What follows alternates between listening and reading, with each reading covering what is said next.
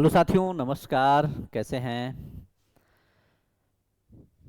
चलिए देखिए, assistant professor बहाली को लेकर के लगातार प्रक्रिया तेज हो गई है। और अब इसको माननीय राज्यपाल महोदय ने भी समीक्षा के दरमियान जो भी इसमें विसंगतियां हैं या जो भी चीज़ें इसमें परिवर्तन हुआ उसको लेकर के खुद समीक्षा किए हैं। तो आप लोगों को पता है कि मैंने शुरू में ही आपको मैंने बताया था कि आप लोग बेट का इंतजार करने से अच्छा है कि नेट का आवेदन करके और नेट को क्वालिफाई कर लेना। मैं इसलिए कहता था कि बार बार मैं इस चीज़ को कहता था कि पीएचडी जो किए हैं, नेट क्वालिफाई हैं, आप बेट अगर करेंगे तो ये तीनों लोग मान्य होंगे। तो अगर साल में 2 बार नेट का आयोजन हो रहा है तो नेट देने में क्या परहेज है? नेट को आपको देना चाहिए था, नेट का आवेदन करना चाहिए था। मैं लगातार आप लोगों से अपील भी करते आया ताकि आप इसको छोड़िए मत और इसमें आप लोग अपीयर होइए। आज जो सूचना, क्योंकि 29 तारीख के संदर्भ में ये माननीय राज्यपाल महोदय के द्वारा इस पे समीक्षा की गई, उसकी कुछ आपकी जो जानकारी है उस जानकारी के साथ मैं आप लोगों के बीच में उपस्थित हूं। तो एक बार सब लोग सेशन को लाइक जरूर कर देंगे और शेयर भी कर दीजिए। जो भी जानकारी होती है सर्वप्रथम मैं आप तक पहुंचाने का प्रयास करता हूं और जो भी एथेंटिक होता है उसके साथ आप लोगों के बीच में उपस्थित रहता हूं। ये देखिए, पत्रांक संख्या है 94/2026। यहाँ राज्यपाल सचिवालय बिहार, जनसंपर्क शाखा बिहार लोक भवन पटना, प्रेस विज्ञप्ति निकला। राज्यपाल ने सहायक प्राध्यापकों की नियुक्ति प्रक्रिया की समीक्षा की। आपको पता है कि लगभग 10,000 पदों पे बहाली ये होगा, जिसमें असिस्टेंट प्रोफेसर हो गए और भी जो क्लर्कियल जो बहाली है वो भी सब कुछ इसमें शामिल किया गया है। इसके लिए आपका पूरा का पूरा वित्त का प्रावधान भी हो गया है। तो जाहिर सी बात है कि मैं बार बार आप लोगों को ये चीज़ याद करवाता था कि भैया कि नेट या पीएचडी आप किए हैं तो कोई बात नहीं, या बेट का इंतजार कर रहे हैं तो नेट आप लोग जरूर आवेदन करिए और नेट का आवेदन करके आप लोग क्वालिफाई करके निश्चिंत रहिए, ताकि जब भी बेट होगा तो आपको इच्छा होगी तो दीजिएगा, नहीं तो कोई दिक्कत नहीं है। तो उसी तरह से यहाँ पे 29 तारीख के संदर्भ में ये जानकारी आई सामने और इसमें लिखा गया कि माननीय राज्यपाल सह कुलाधिपति की नियुक्ति लेफ्टिनेंट जनरल सैयद अता हसनैन सेवानिवृत्त ने बिहार लोक भवन में सहायक प्राध्यापकों की नियुक्ति प्रक्रिया की समीक्षा की। विश्वविद्यालय सेवा आयोग तथा उच्च शिक्षा विभाग द्वारा अपनाई गई प्रक्रिया का विस्तृत प्रस्तुतिकरण किया गया। राज्यपाल ने नियुक्ति प्रक्रिया में आवश्यक सुधार करने का निर्देश दिया ताकि चयन की प्रक्रिया में शीघ्रता आए और चयन निर्विवाद व गुणवत्तापूर्ण हो तथा अच्छे और प्रतिभावान शिक्षकों का चयन हो सके। यानी कि एक चीज समझ सकते हैं आप कि आपको पता है इसके अधीन, इनके अधीन ये सारी प्रक्रिया पूर्ण होनी है।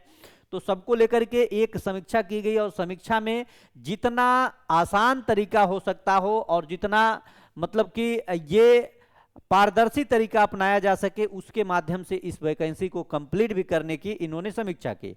उन्होंने अन्य राज्यों में सहायक प्राध्यापकों की नियुक्ति से संबंधित विभिन्न मानदंडों जैसे संबंधित अधिनियम, चयन प्रक्रिया, चयन के तरीके, अभ्यर्थियों की आयु सीमा आदि का अध्ययन करने हेतु एक समिति गठित करने का निर्देश दिया ताकि दूसरे राज्यों के नवाचारों को बिहार में भी अपनाया जा सके। चूंकि ये बड़ी बहाली है, बिहार में पहली ऐसी बड़ी बहाली है, इसलिए इसमें कोई भी ऐसी दिक्कतें न आए, इसकी समीक्षा लगातार हो रही है। राज्यपाल ने सभी विश्वविद्यालयों में एक समान शैक्षिक एवं परीक्षा कैलेंडर लागू करने का निर्देश दिया। उन्होंने विश्वविद्यालयों के बजट निर्माण हेतु कार्यशाला आयोजित करने का निर्देश देते हुए कहा कि सभी विश्वविद्यालय समय पर उच्च शिक्षा विभाग को अपना बजट उपलब्ध कराएं। उन्होंने सहायक प्राध्यापकों की नियुक्ति प्रक्रिया के अंतर्गत प्रमाण पत्रों के सत्यापन को शीघ्र पूरा कराने का निर्देश देते हुए कहा इसकी जिम्मेदारी नियुक्ति प्राधिकार अर्थात कुलपति की होगी। बैठक में राज्यपाल के अपर मुख्य सचिव श्री दीपक कुमार सिंह, उच्च शिक्षा विभाग के सचिव श्री राजीव रोशन और निदेशक प्रोफेसर एनके अग्रवाल, बिहार राज्य विश्वविद्यालय सेवा आयोग के अध्यक्ष प्रोफेसर गिरीश कुमार चौधरी, राज्यपाल सचिवालय के पदाधिकारीगण तथा अन्य लोग उपस्थित थे। यानी कि एक चीज आपको समझ में आ गया कि ये हाई लेवल मीटिंग चल रही है और बार बार इसका मैं जिक्र किया हूं कि आप लोग अपनी पढ़ाई को अच्छा रखें। देखिए, ये मैं माना कि बेट का इंतजार जो कर रहे हैं, बहुत से अभ्यर्थी हैं जो नेट नहीं देना चाहते, नेट थोड़ा सा टफ लगता है, लेकिन नेट के ही तर्ज पे बेट का आयोजन होगा और ये भर्ती ही बेट पे टिकी हुई है। तो बार बार हम लोगों ने इसकी मांग किया है कि जब असिस्टेंट प्रोफेसर बहाली की जो नीतियां नियमावली है वो सब कुछ सेट होती रहे, उसके पहले पात्रता परीक्षा का आयोजन करा लेना चाहिए। चूंकि पात्रता परीक्षा का आयोजन हो जाता तो शायद बेट का जो बहाली है हम लोग की असिस्टेंट प्रोफेसर की, इसमें कोई असुविधा न होती। ताकि अभी अगर बहाली आ जाती है तो बेट जो लोग इंतजार कर रहे हैं उन लोगों का आंदोलन शुरू हो जाएगा, वो बार बार तरीका अपनाएंगे कि बेट का आयोजन हो उसके बाद बहाली हो। इसलिए पहले बेट का आयोजन करना जरूरी है और बेट ही महत्वपूर्ण है, क्योंकि पहली बहाली ऐसी है जो बड़ी बहाली, लगभग 9,000 से 10,000 पदों पे बहाली है और लगभग सभी सब्जेक्टों को छूते हुए ये बहाली होगी। तो मेरे हिसाब से तो पहले बेट का आयोजन होना ही होना है और कब होगा इसका कोई भी गाइडलाइन अभी नहीं आ रहा है। क्योंकि ये चयन प्रक्रिया का जो पारदर्शी रूप से बनाने की जो जिक्र किया जा रहा है, इसका भी सीधा सीधा जीता जागता उदाहरण यही है कि ये चयन प्रक्रिया जैसे होगा उसके संदर्भ में बेट का भी आयोजन होगा और ये बेट का भी इसमें चयन प्रक्रिया दोनों को इसमें शामिल किया गया है। जैसे बेट हो उसके बाद से जो बहाली आएगी उस दोनों को लेकर के इसमें बात चल रही है। ये नहीं है कि बेट का आयोजन नहीं होगा तब ये बहाली पहले आ जाएगी, ऐसा कुछ नहीं है। बेट का आयोजन होने के बाद ही आपकी बहाली आप लोगों के बीच में आएगी। इसलिए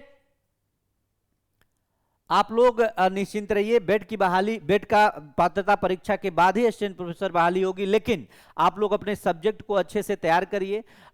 यही आपकी अंतिम समझिए कि ये बहाली असिस्टेंट प्रोफेसर की होगी, इसके बाद फिर न जाने कितने सालों के बाद बहाली होगी।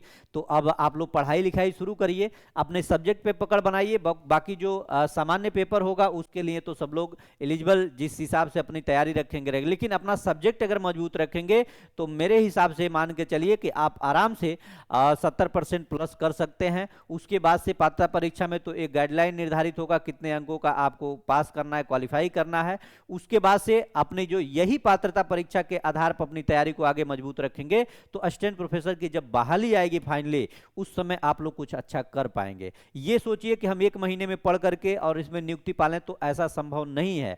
आप लोग बीपीएससी के पैटर्न को देख रहे हैं, लगातार जैसे बीपीएससी आगे बढ़ रहा है वैसे वैसे पैटर्न को अपने चेंज करते जा रहा है। तो वहां से यहां का तरीका अलग है। आपका प्रॉपर सब्जेक्ट होगा, एनसीईआरटी बेस होगा और बेहतर सब्जेक्ट ये कंटेंट आपको पढ़ना होगा। क्योंकि पूरा एनसीईआरटी पढ़ना होगा, सब्जेक्ट पे पकड़ मजबूत होगा, तभी आप इसमें आगे कुछ कर सकते हैं। बाकी आप लोग चैनल को जरूर सब्सक्राइब करके रखिएगा, लाइक जरूर कर दीजिएगा, शेयर कर दीजिएगा अपने मित्रों में। बाकी हम जैसा होगा उसके साथ आप लोगों के बीच में उपस्थित रहेंगे। बहुत बहुत धन्यवाद। नमस्कार, जय हिंद साथियों।